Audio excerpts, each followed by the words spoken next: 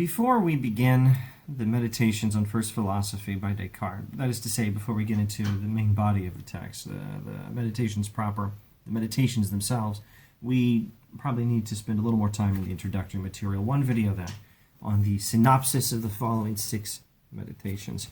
Descartes, in this synopsis, by the way, will allude to the objections and replies, and you can tell by how he keeps referencing them that you won't properly be able to understand Descartes' philosophy unless you read the Discourse on Method and the Meditations, not skipping the Meditations letter of dedication, the Meditations preface to the reader, and the synopsis. But then at the end of the Meditations themselves, after the many pages of the 6 meditations, you also need to read the objections and replies, which are not included in the Hackett edition here, unfortunately.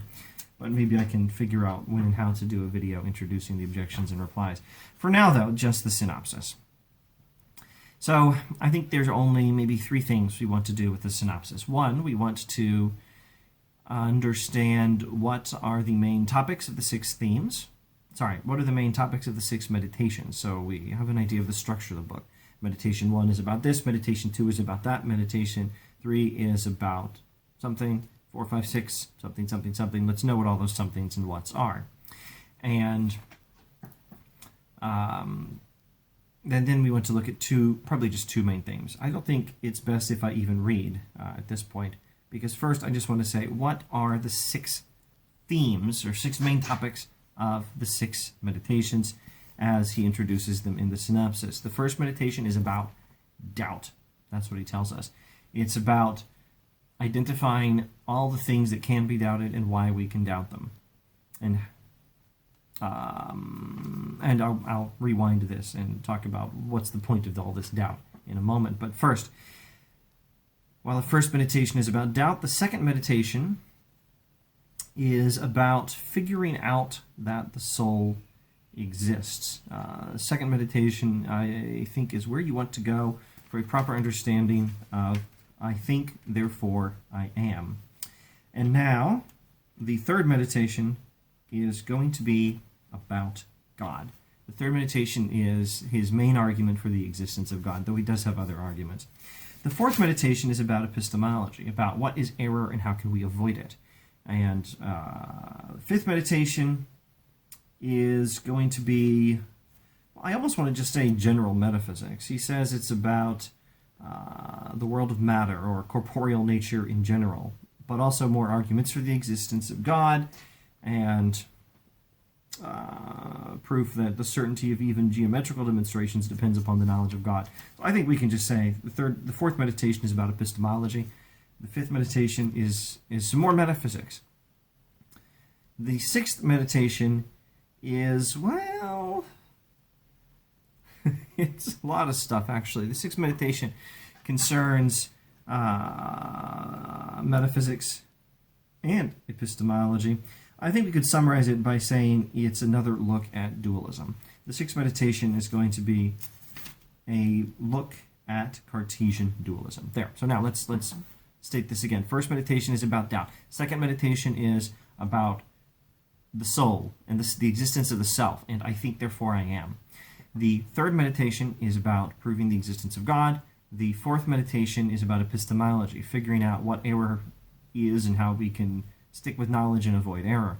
The fifth meditation is about a bunch of metaphysics stuff. And the sixth meditation is about metaphysics also, but specifically about his Cartesian dualism. Now, enough of this summary of the synopsis of the 6 meditations in this way. Let's just look at a couple of major themes, not zooming in on all the details, because we can do that when he does himself in the meditations proper. He says, I may want to read a few lines here. He says, in the first meditation, the reasons are given why we can doubt all things, especially material things, so long that is, as of course we have no other foundations for the sciences than the ones which we have had up until now.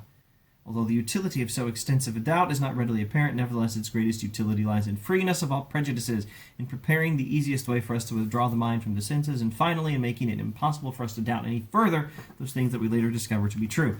Now, the best one-sentence summary of this I've had for, I don't know, 15, 20 years or something now is, method is doubt, the purpose is certainty.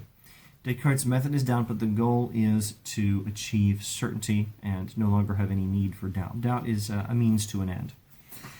So, the first meditation is going to systematically give reasons why we can doubt nearly everything. Everything except that one thing that cannot be doubted, I exist. And why is he doing this? Because, like he explains in parts 3 and 4 of the discourse, the goal is to use doubt to find certainty that can be applied at the foundations of knowledge. The goal is to establish knowledge on a new, solid foundation so that we don't have to wonder about the, all the big questions quite so much in the future. The goal is to use doubt as a means to the end of establishing certainty at the foundations of knowledge. And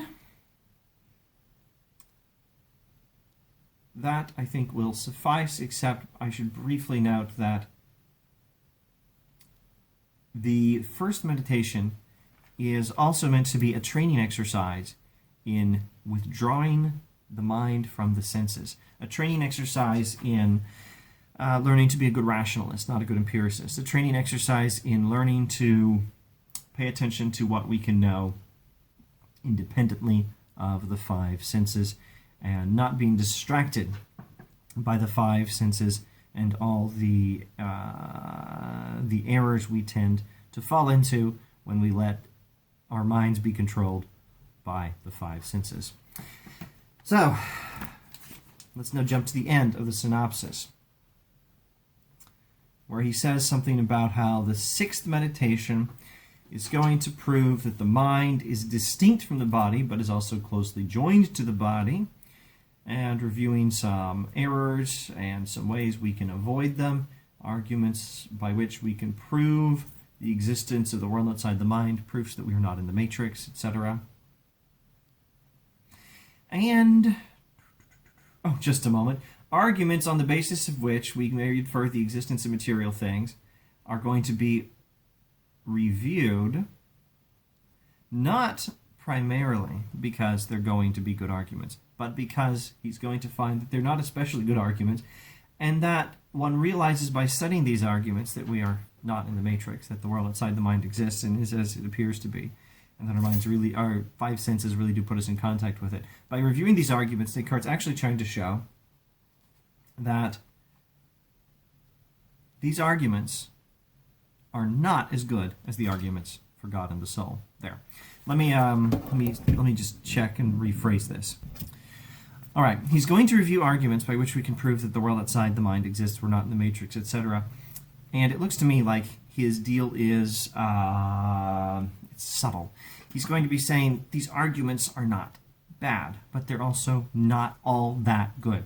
We do have evidence that we're not in the matrix, that the world outside the mind exists, my five senses put me in contact with it, etc. But these arguments are not nearly as good as the arguments for God and the soul, which are the most important thing, and the things also best known. The most important things are the things that we can know the best, and the things for which we have the best argument. There is good evidence that I'm not in the matrix, but it's not nearly as good as the evidence that I, as a mind, a soul, a thinking thing, exist independently in my body, and that God exists. The evidence for these things is much stronger.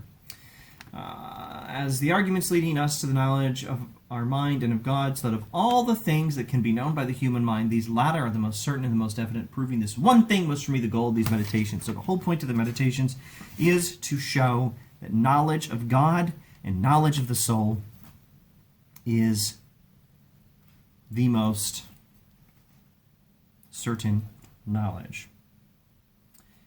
The whole point of the meditations on first philosophy is to show that God and the soul are the most certain of all realities. All right, we'll jump into meditations in the next video, I expect. Thanks for watching.